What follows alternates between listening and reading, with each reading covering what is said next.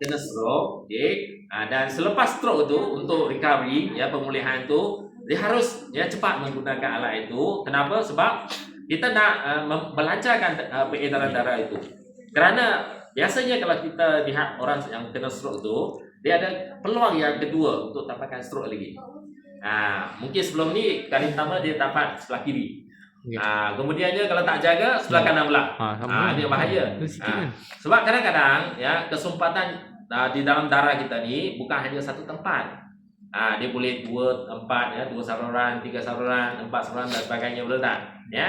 Jadi untuk mereka yang sudah dapat stroke dan dalam keadaan yang stabil lah.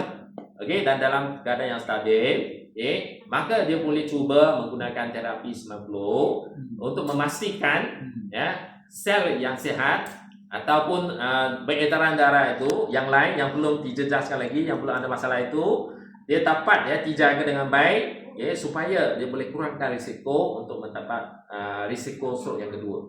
Dan dari situ juga dia akan merangsangkan penghasilan sel yang baru untuk menggantikan sel yang rosak, yang mana ada peluang untuk sembuh lagi. Okey. Jadi itu sebenarnya sangat membantu lah. Sangat membantu. Cuma kita kena perhatikanlah ya apakah tindak balasnya selepas guna, dan jangan pakai puasa yang terlalu tinggi ya pada permulaannya. Dan kita kena bagi masa rehat yang mencukupi untuk orang yang ada masalah begitu. Jangan paksa dia pakai ya banyak kali sehari ya. Dia kena rehat juga. Sebab dengan keadaan yang rehat juga dia menenangkan ya saraf dia. Darah dia boleh berjalan dengan baik. Cuba bayangkan kalau kita stres, darah dia jalan dengan lebih cepat, betul tak? Jadi sebab itulah tekanan darah tinggi. Jadi masa itu ya, kalau kita nak sembuh dengan lebih baik ataupun kalau kita nak menjaga kesihatan dengan lebih efisien, kita kena rehat ya. Barulah sel boleh membina semula. Jadi sebab itulah ya, kalau diberi perhatian yang sewajarnya, memang mereka akan dapat kebaikan yang lebih bagus sekali. Berbanding dengan mereka yang tak menggunakan alat ini langsung.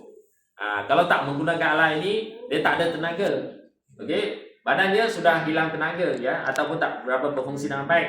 Sekarang ni kita memerlukan tenaga tambahan untuk meningkatkan lagi keaktifan sel.